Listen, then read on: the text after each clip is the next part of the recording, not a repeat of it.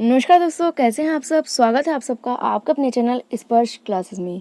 दोस्तों आज की इस वीडियो में हमारा टॉपिक है 9 इवेंट्स ऑफ इंस्ट्रक्शन रॉबर्ट गगने।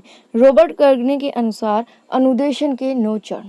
दोस्तों हम आईएसडी के बारे में पढ़ रहे थे, इंस्ट्रक्शनल सिस्टम डिज़ाइन के बारे में हम पढ़ रहे थे, उसके हम मॉडल्स को देख रहे थे।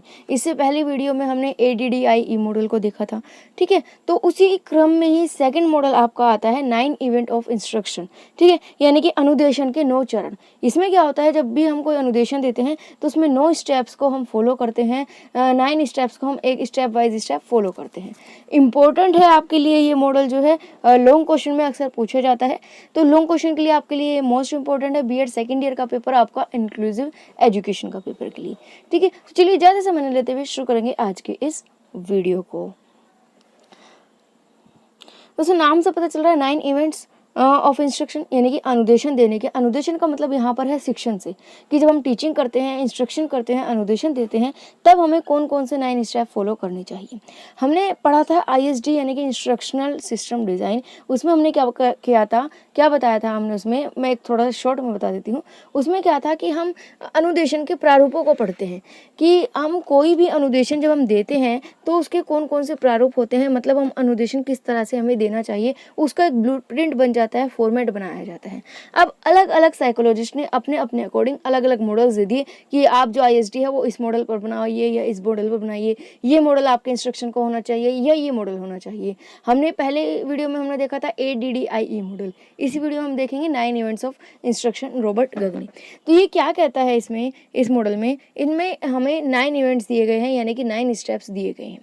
गगने and his followers are known as behaviourist. जो गगने थे और उसके जो अनुयायी थे यानी कि फॉलोवर्स थे, उनको व्यवहारवादी कहा जाता था, बिहेवियरिस्ट कहा जाता है था। बिहेवियरिस्ट का मतलब ये था कि ये व्यवहार पर ज़्यादा फोकस करते थे, बिहेवियर पर ज़्यादा फोकस करते थे। इनका मानना ये था कि बच्चों के बिहेवियर के अनुसार, जैसा बच्चों का बिहेवियर है उसी के अनुसार जो है उनको टीच करना चाहिए, और उनके बिहेवियर से ही जो आउटकम निकल रहा है उसी के अकॉर्डिंग अपनी प्लानिंग जो है वो करनी चाहिए।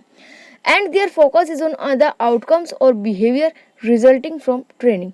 जो भी आप ट्रेनिंग दे रहे हैं उससे जो रिजल्ट निकल रहा है, स्टूडेंट्स का जो बिहेवियर में चेंज आ रहा है, जो आउटकम्स निकल रहा है, उस पर वो फोकस करते थे। इसी क्रम में गगने ने 9 स्टेप मॉडल को, 9 स्टेप प्रोसेस को क्रिएट किया और बताया कि हाँ ये एक इंस्ट्रक्शन का सबसे अच्छा मॉडल हो सकता है। कौन कौन से 9 इवेंट्स है यहाँ पर दोस्तों आपके सामने एक टेबल है, हिंदी में भी है इंग्लिश में भी है। तो दोनों, जो भी हिंदी मीडियम से है तो ये इंग्लिश मीडियम से है, दोनों के लिए ही आपके लिए यहाँ पर है। ओके, इन दोनों की PDF जो है, अगर आप PDF की बात करें तो दोनों की PDF में स्पर्श क्लासेस की एप्लीकेशन पर भी अपलोड कर दूंगी, और स्पर्श क्लासेस की जो वेबसाइट है www.sparshclasses.in, वहाँ पर भी आपको ये नोट्स देखने को मिल जाएंगे। वीडियो आने के बाद 1-2 दिन के अंदर अंदर जो नोट्स हैं वो वहाँ पर अपलोड आपको मिल जाएंगे, ठीक है। तो फर्स्ट स्टेप आपका है गेन अटेंशन। इसमें क्या होता है, गगने ने कहा कि सबसे पहले काम ये होता है टीचर्स का कि अटेंशन गेन करें, ये ठीक है। मतलब टीचर्स सबसे पहले जैसे ही क्लास में जाते हैं, स्टूडेंट्स का माइंड सब जगह डाइवर्ट रहता है, कोई स्टूडेंट्स कुछ कर रहा होता है, कोई स्टूडेंट्स कोई और काम कर रहा होता है, किसी स्टूडेंट्स का ध्यान कहीं और होता है। तो गगने ने कहा कि सबसे पहला काम ये होता है टीचर्स का कि सबसे पहले अटेंशन को गेन करे, यानी कि बच्चों के ध्यान को आकर्षित करे अपनी ओर, ठीक है। Present introductory activity that engage learner.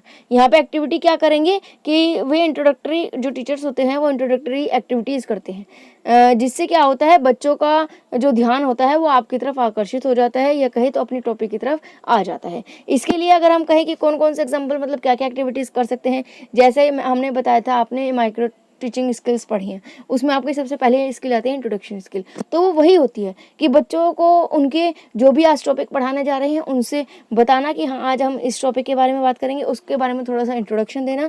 साथ ही साथ उसका मेन ऑब्जेक्टिव ये भी होता था कि बच्चों का ध्यान अपनी ओर आकर्षित करना, बच्चों के अटेंशन को गेन करना, ठीक है। ये मेन फोकस होता था। उसके लिए बच्चों से क्वेश्चन पूछे जाते थे या कोई एक्टिविटी करके दिखा दी जाती थी बच्चों से, ठीक है। तो इस तरह से जो है बच्चों का ध्यान अपनी ओर आकर्षित किया जा सकता है। फर्स्ट पॉइंट आपका हो गया। सेकंड पॉइंट होता है इन्फॉर्म लर्नर्स ऑफ ऑब्जेक्टिव्स। आपने बच्चों का ध्यान जो अपनी ओर आकर्षित कर लिया, चाहे वो क्वेश्चन आंसर पूछ के किया, चाहे कोई एक्टिविटी दिखा कर किया, या जैसे टीचर्स आते हैं अक्सर क्या करते हैं कि ब्लैक बोर्ड पर टैप करते हैं या बेंच पर टैप करते हैं, तो उससे क्या होता है सभी बच्चों का ध्यान उनकी ओर आकर्षित हो जाता है। उसके बाद नेक्स्ट स्टेप में अपने ऑब्जेक्टिव्स को बताइए। ऑब्जेक्टिव्स का मतलब ये कि आपका क्लास में आने का क्या उद्देश्य है। मतलब इन शॉर्ट में अगर हम डायरेक्टली कहें, अगर हम इजी वे में कहें तो मतलब आप क्या टॉपिक पढ़ाने जा रहे हैं आज की क्लास में, उस टॉपिक के बारे में बताना कि हाँ आज हम इस टॉपिक के बारे में पढ़ेंगे, आज का हमारा ये उद्देश्य है। थर्ड नंबर पर आ जाता है stimulate recall of prior learning. जो बच्चों की प्रायर लर्निंग है, यानी कि जो बच्चों की पूर्व नॉलेज है, पूर्व ज्ञान है, जितना बच्चों को उसके बारे में पहले से पता है, उस ज्ञान को स्टिमुलेट करना, यानी कि उस ज्ञान का याद दिलाना या कहें तो रिकॉल करना उस चीज़ को। जो भी एक एक्सपीरियंस हम प्रेजेंट करते हैं या कोई एक्सपेरिमेंट हम दिखाते हैं, जिससे कि क्या होता है बच्चों की जो मेमोरी होती है वो रिकॉल हो जाती है और उससे रिलेटेड जो भी बच्चों के पास पहले से नॉलेज है वो उनके माइंड में तुरंत आगे आ जाती है। बच्चे एक तरह से रिकॉल कर लेते हैं कि हाँ ये चीज़ तो हमने देखी हुई या इस चीज़ के बारे में हम ये सब जानते हैं। इसके बाद आता है प्रेजेंट स्टिमुलस, यानी कि हम एक प्रेरक दे देते हैं। उत्प्रेरक देने का मतलब है यहाँ पर हम डिलीवर कंटेंट, मतलब जो भी हमें पढ़ाना होता है, जो इंस्ट्रक्शन हमें होती है वो हम टॉपिक दे देते हैं। मतलब क्या मतलब है यहाँ पर कि हम अपने टॉपिक को पढ़ा देते हैं। इसमें आप देख सकते हैं एक्टिविटीज़ में लिखा गया है कि यहाँ पर हम जो भी नया कंटेंट जो हम पढ़ाने वाले हैं वो पढ़ा देते हैं। हर 10-15 मिनट का एक कंटेंट लिया जाता है, माना जाता है, उसमें हम स्टोरीज सुनाते हैं या इमेज दिखाते हैं, वीडियोस दिखाते हैं या कोई भी डिवाइस के द्वारा, मतलब कुल मिलाकर यह कि बच्चों को कंसेप्ट को क्लियर करना है। ठीक है, नेक्स्ट है कि प्रोवाइड लर्नर गाइडेंस। जो भी हमारे लर्नर्स यानी कि जो स्टूडेंट्स हैं उनको एक गाइडेंस प्रोवाइड करना, मतलब उनको एक सही दिशा देना, मार्गदर्शन देना। उसके लिए क्या होता है कि आप स्टूडेंट्स को जो भी आपने पढ़ाया उससे रिलेटेड एक एग्जांपल्स दे, कुछ एग्जांपल्स दें, मतलब प्रैक्टिकल लाइफ से उसको जोड़े, ताकि जो बच्चे हैं उनको एक सही गाइडेंस मिले कि हाँ ये चीज़ है एग्जैक्टली, मतलब उनको एग्जाम्पल्स दे। इसके बाद आता है एलिसिट परफॉर्मेंस। जो भी बच्चों की परफॉर्मेंस है उस चीज़ को देखें, ऑब्जर्व करें कि अब बच्चों का क्या परफॉर्मेंस है। ठीक है, उसके लिए क्या कर सकते हैं हम बच्चों को प्रैक्टिस एक्टिविटीज़ दे सकते हैं, क्वेश्चन आंसर दे सकते हैं। जैसे अगर मैथ्स को पढ़ा रहे हैं तो क्वेश्चन आंसर दे सकते हैं, और बाकी कोई भी सब्जेक्ट पढ़ा रहे हैं तो क्वेश्चन आंसर पुटअप कर सकते हैं। नेक्स्ट है प्रोवाइड फीडबैक। बच्चों को फीडबैक देना। आपने क्वेश्चन आंसर उनसे पुटअप किए, ये क्वेश्चन आंसर करा के देखें, उसके बाद आप बच्चों को फीडबैक दें, यानी कि उन्होंने कैसा किया, अच्छा किया, बुरा किया, ये क्या गलत किया, क्या नहीं गलत किया, कैसे उनको इम्प्रूव करना चाहिए अपनी चीज़ों को, वो सब फीडबैक इसमें दे सकते हैं आप।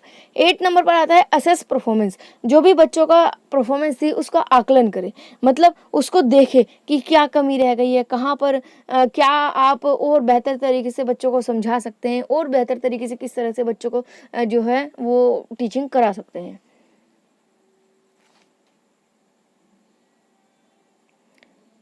नेक्स्ट है इनहेंस रिटेंशन एंड ट्रांसफर।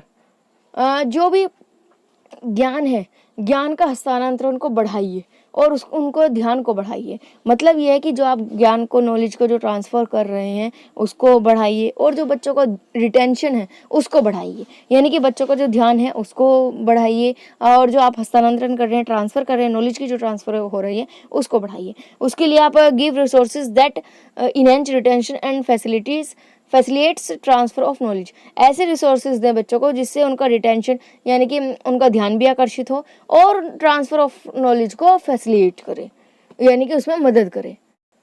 तो दोस्तों ये था आपका 9 स्टेप ऑफ इंस्ट्रक्शन। एक इम्पोर्टेंट मॉडल है, आपका एग्जाम में पूछा जा सकता है, छोटा सा टॉपिक है आपका, सिर्फ समझने की बात है। इसमें आपको याद कैसे रखना है, कुछ नहीं करना है। टेबल में हमने यहाँ पर आपको एक्टिविटीज़ भी दे दी, एग्जाम्पल भी दे दी, जिससे पढ़कर आपका क्लियरली हो जाएगा। ठीक है, आपको ध्यान रखना है सिर्फ ये 9 स्टेप्स, सिर्फ 9 जो मेन स्टेप्स है ना, सिर्फ वही फोकस करना है आपको।